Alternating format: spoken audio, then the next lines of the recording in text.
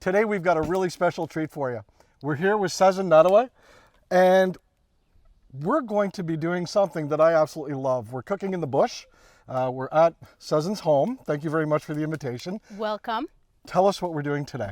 Okay, so today we're going to make venison stew a la outdoor. A la outdoors. A la outdoors. I like a la outdoors. And we have our root vegetables here. We have our deer meat right here. Very simple. And also we have two special little ingredients. Ooh. Foraged from today. You went out and picked that right back there.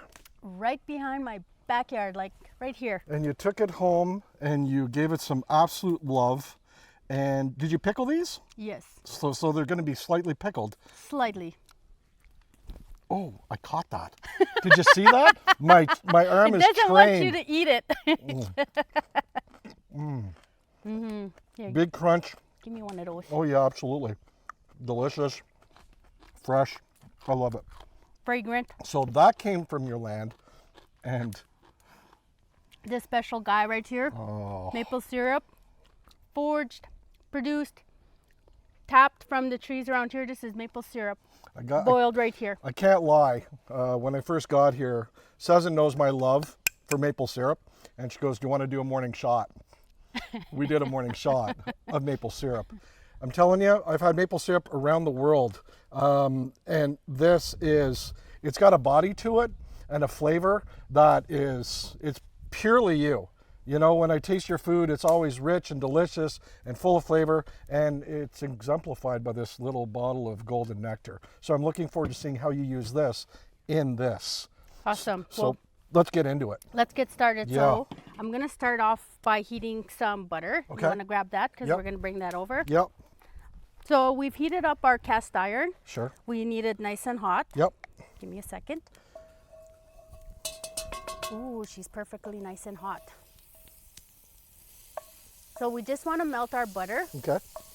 You can use any kind of fats you wish. You can use olive oil, you can use vegetable oil, canola oil, any kind of oil. I like to use butter. Oh, butter's beautiful. It's beautiful. It tastes great. Yep. There's nothing like the taste of really great butter. Yep. Do you make your own butter here too, Cezon? No. Yes, I do with my cows. There we go. In the bush. They're in the bush. Bush cows. Bush cows. Bush cows. So here we've melted our fats. You can see it's starting to turn a little brown. Yep. We can throw in our meat now. Okay.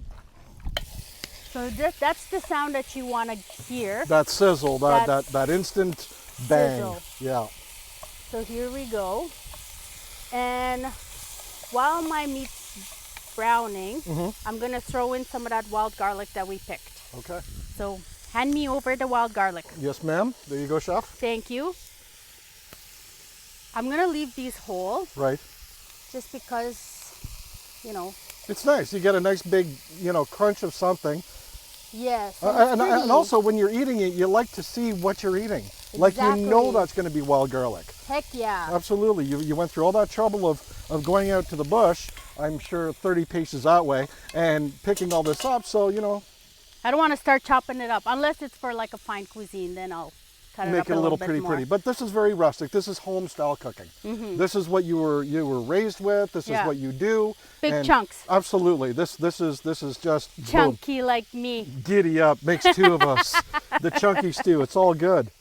So Awesome. we're gonna brown up the meat. Yes. And that'll take 5-10 minutes. Yep. And what else is going to be going in this aside from the meat and the root vegetables? I see this pot right here, and this has got me a little intrigued. You're going to be intrigued for a little bit longer. Okay. I'll just leave that there for a bit. You're not sharing anything until it's time, eh? No. Just like a classic chef. A little bit.